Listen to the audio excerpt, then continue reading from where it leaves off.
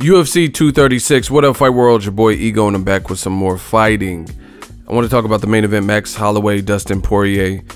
In case you guys didn't sign up for this particular card, with my link, I am an affiliate, ESPN Plus. The link is in the description. You missed out. I told you guys to sign up. The main event was dope. Congrats, hats off to Dustin Poirier and the new lightweight champion. And it was a real good fight. Max Holloway, he showed what he's about. You know, crazy cardio, his conditioning's crazy. It puts me in the mindset of like Nate Diaz, how he does the triathlons and stuff. Just an insane, durable, motivated person, because he went through hell in this particular fight. But Max Holloway got motherfucking heart. Shout out to Poirier. I'm a big fan of Max Holloway too. Poirier won the fight. You know, just from the eye test, I would say it's probably about a 48 to 46 fight, something like that. I knew who won, you know, and I seen it, but I don't know the exact scorecards because I started recording this particular video. But I see about 48 to 46. The first round was deadly. It was really a 10-8 round. Some people even had the second round a 10-8 round. But from the eye test, I think that's a fair score.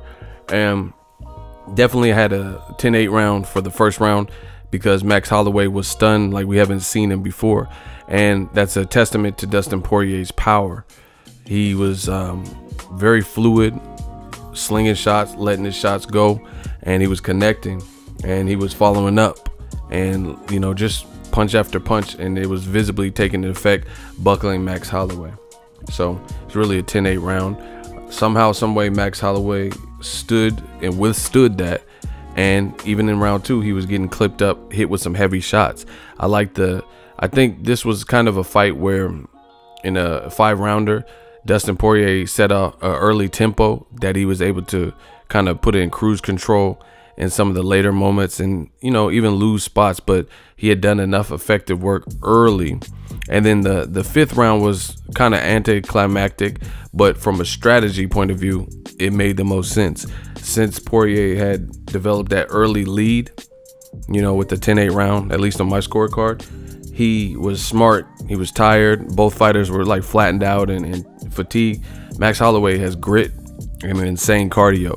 So he was like trying for the takedown and, you know, just burning time. It was strategic. It was anticlimactic, but it made the most sense. He's trying to get through the fight and realize his dream, not make no crazy mistakes and shit like that. So a little bit anticlimactic because the first 4 rounds were pretty much a war, but it made sense for Poirier to do that. And you see this type of strategy even in like football, the NFL, where a team's up, they're not going to do no silly things like go for it on 4 and 13. They're going to kick the ball. You know, they're going to take a knee to burn up the clock. You know, they're going to do things like that, make you use all your time ups. It's just a strategy. So the 5th round, you know, was anticlimactic, but it made sense to secure the win, because you don't want to let him back in the fight or get stopped because you're tired and, you know, you otherwise had the fight in the bag. So I'm not even mad at it. It was a good fight. It was a war. Max Holloway, you know, shout out to Hawaii. He proved that he was a guy with heart, relentless. I even gave him round 3.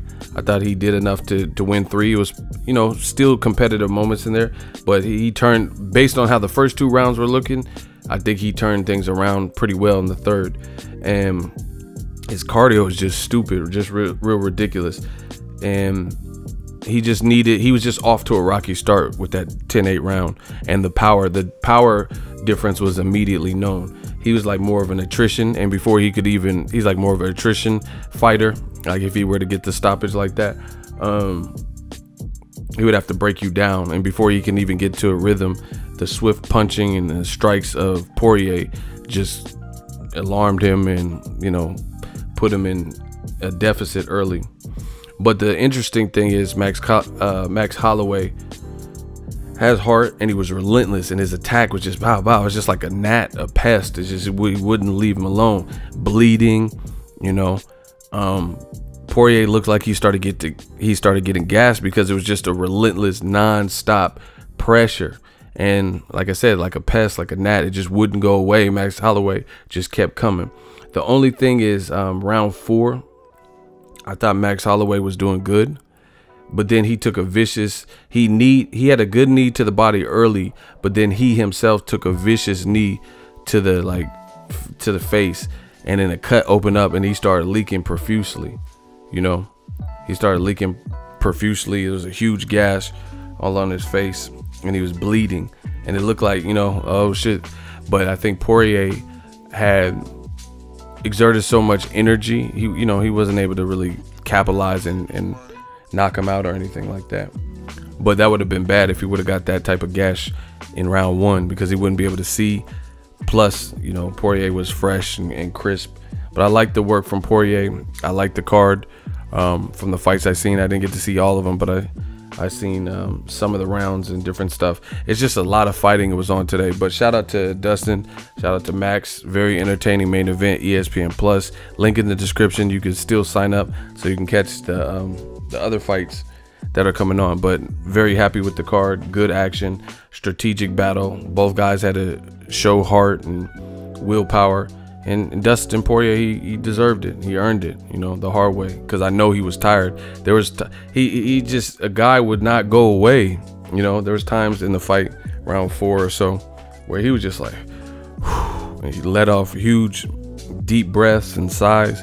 Because he's like, man, what else do I got to do? You know, that has to be discouraging. You hitting someone with these type of punches that usually, you know, decapitate people and put people down and stuff. And this dude just keeps coming at you and keeps picking at you and keep prying, and you know, he landed some good knees. Max Holloway landed some good knees to the body. He was staying busy.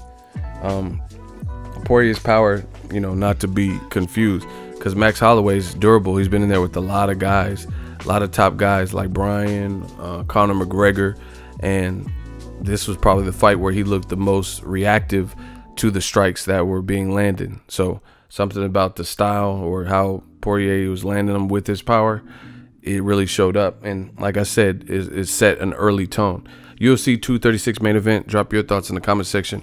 Make sure you smash the like button. Let me know what you guys thought of it. As always, hate, comment, and subscribe. 10 likes videos. Ego signing off. So if you enjoyed this video and want more content like this on the channel, you can show your appreciation by going to the PayPal donate button or the YouTube support button, and you can donate any amount that you feel is equivalent to the value of this video. Much more to come. Thank you guys for your support. Boxing Ego, the future of boxing.